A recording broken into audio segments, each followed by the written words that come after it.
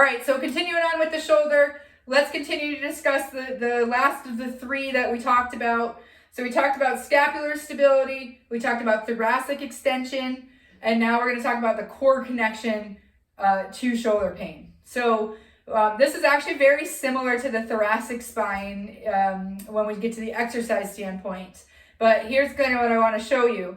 And this isn't new stuff, because anytime we're doing carries, front rack, or overhead, we always hear, keep your rib cage down, keep your rib cage down, okay? Or kind of lean forward a little bit into that motion. So I just kind of want to show you here. So if you're here and you go to do an overhead motion and we lack this way, or we push this way a little bit, that inherently will put more stress on our shoulders. Same thing in push-ups. If you're doing push-ups and you sag down, okay, we've had so much attention forever about not getting our butts high in the air, about keeping our butts here, that when we go down, we're forgetting not to sag like this. And you can watch my left shoulder blade pop right up when I get into that position. So the difference is when you're nice and straight, your core is tight and you're ready to roll. And then you can push up and down from there, okay?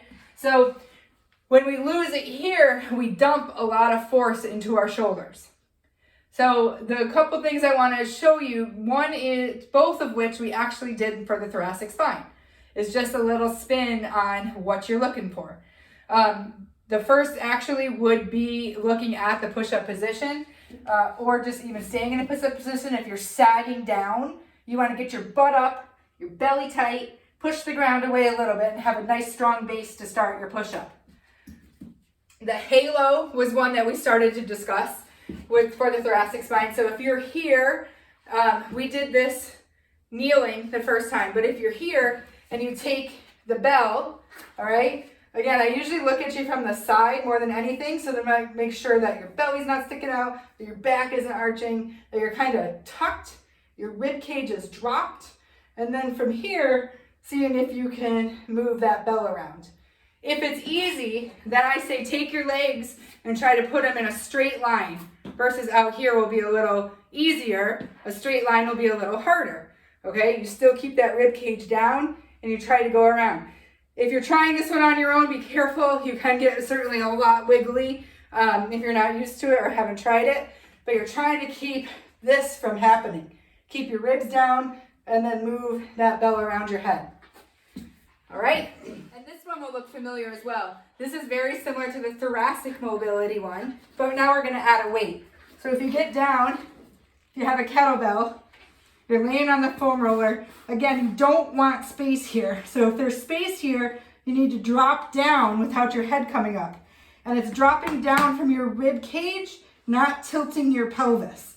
So from here, you drop your ribs down, should make you feel nice and tight in your belly muscles.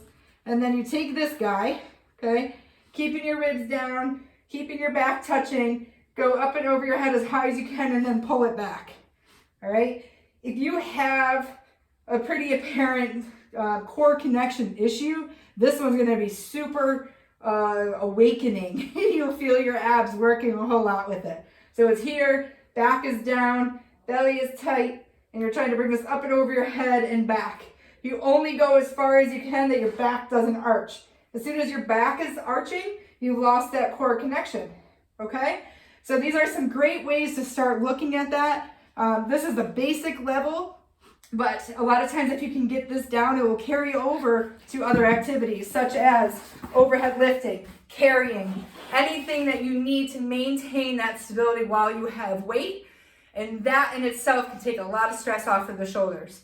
The core connection is crucial for shoulder health, and a lot of times I think it's left out because we focus more so on that joint versus how that joint is working in the body and why we're overworking that area. So test it out, see what you think, and let me know if you have questions.